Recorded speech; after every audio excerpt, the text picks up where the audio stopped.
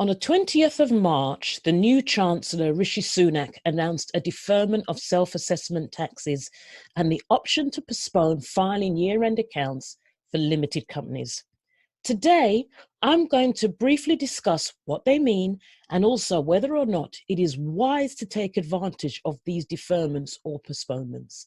Stay tuned. Firmer Figures knows your money, cuts down on strife. Time to trust your future. Firmer Figures, love your life. Can I quickly just remind you that if you've not subscribed yet to this channel, please do. And don't forget to hit the bell. And don't hesitate to leave any questions or observations in the comment section. If we could go next to Torquil Crichton from the Daily Record. Thank you, Chancellor. Chancellor, you said your business and job supports package is amongst the best in the world, but you're leaving behind thousands of workers and self-employed on a far from perfect job retention scheme. The Centre for Economic and Business Research forecasts every household will be £515 worse off every month for the next 3 months. Do you hear Labour's calls for universal credit to be reformed so the payments are immediate, so that the advance loans are paid off, and SNP calls for a better deal for the self-employed? Because when you say you can't help everyone, it doesn't sound fair, it sounds callous. Hi, my name is Georgette Rowland Osborne of the Financial Gym. And if you're here, I'm guessing you're a business person who has been affected by the virus and you have tax due or will soon be due, and you want to decide how to deal with them while we deal with the current crisis. While nothing beats available cash in the bank for a business owner, in March, the UK government announced some tax holidays to help ease the cash flow burden. So what are they? And should you take them up on these offers?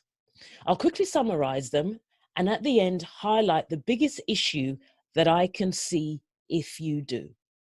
Let's start with VAT. The Chancellor Rishi Sunak announced a 3-month VAT payment deferment lasting until the 30th of June 2020, or should I say it includes any VAT that is due up until the 30th of June 2020. This amounts to a 30 billion credit limit for over 2 million businesses. The tax holiday will be automatic, so you don't have to notify HMRC if you intend to take advantage of the payment holiday.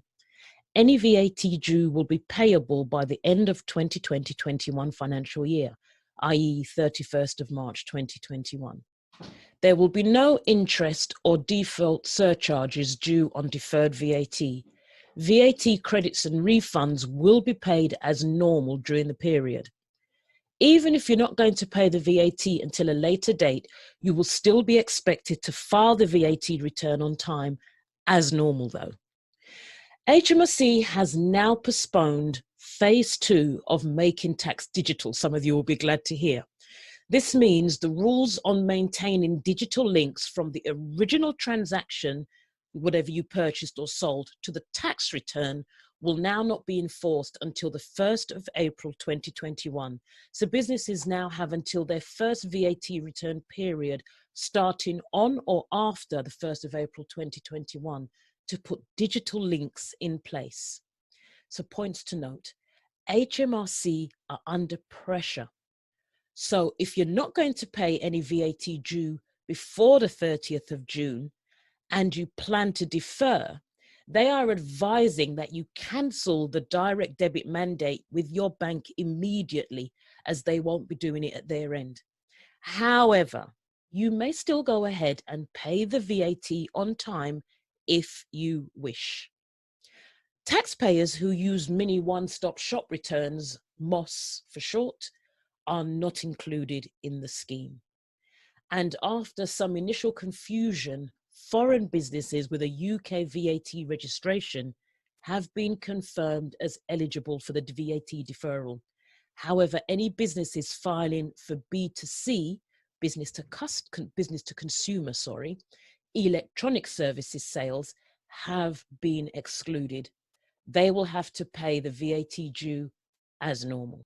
There are no details yet on payment on account payers, but the assumption is that there'll be a postponement for them too. Second thing you can do is to do with self-assessment payments on account that are due to be paid by July 2020, i.e. self-employed people are eligible for the income tax self-assessment deferral. That means payments due by the 31st of July 2020 will be deferred until the 31st of January 2021. So those are the payments that you pay in advance of the next financial year, basically what they call payments on account. Third thing you're allowed to do is you can extend your accounts filing deadline. So if you run a limited company and your year-end accounts are due to be filed imminently, you can apply to Companies House to, quote, extend your filing deadline if an unplanned event stops you filing your accounts, close quotes. In this case, the unplanned event is, of course, COVID-19. If your issue is COVID-19 and you're eligible, you'll be automatically and immediately granted a 3-month extension on filing your year-end accounts. You apply online and the link to apply is in the description or my show notes. So those are 3 things that the government is allowing you to do during this time. But are there any downsides, any pitfalls to taking them up on these offers? Let's face it, with the wait for the self-employed income support scheme not being due until June, then you've got the apparent reluctance of the banks to approve businesses for the coronavirus business interruption scheme.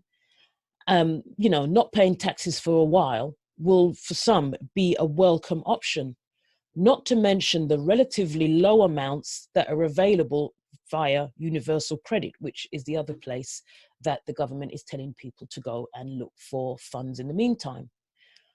While these may solve a short-term cash flow problem, a word of caution: remember, these offers are deferments or postponements or delays if you prefer. They are not cancellations. You will still have to pay them at some stage.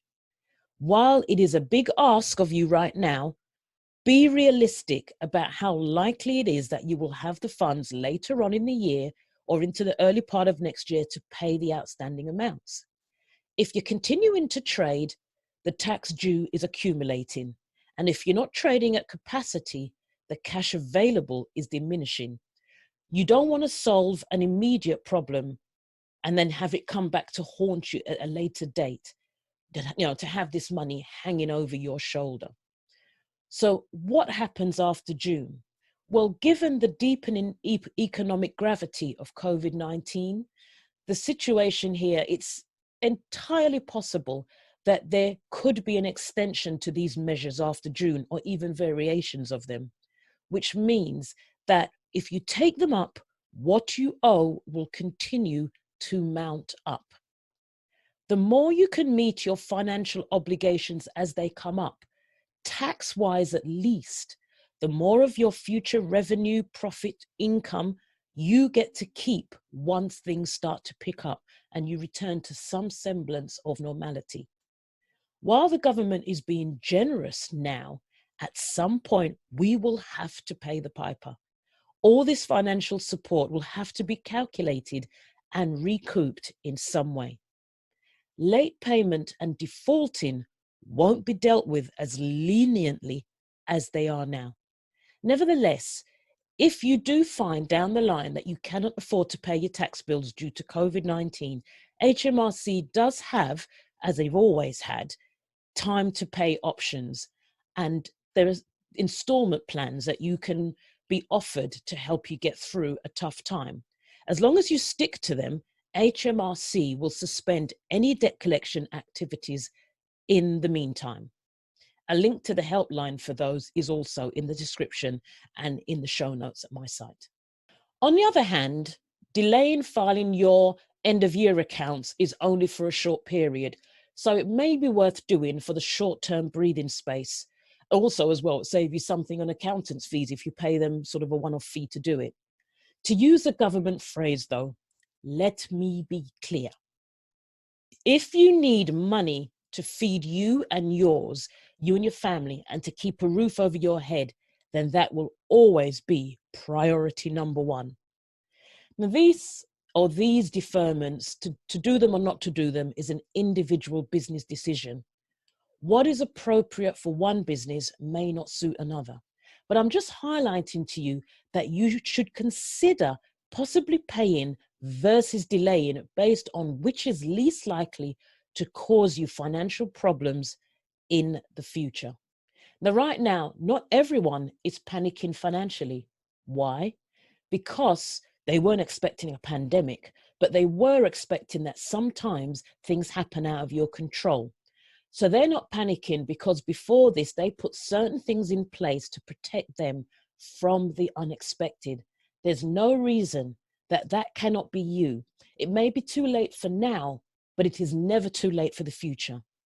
We've learned now that relying on the state is no fun and does not offer security in times of need. So, how can you get started? Check out the show notes for more information on how you can take some basic steps to get started. Let's never be here again. If you found this useful, please give this video a thumbs up. In the words of Abraham Lincoln, the best way to predict the future is to create it. Have a fabulous day.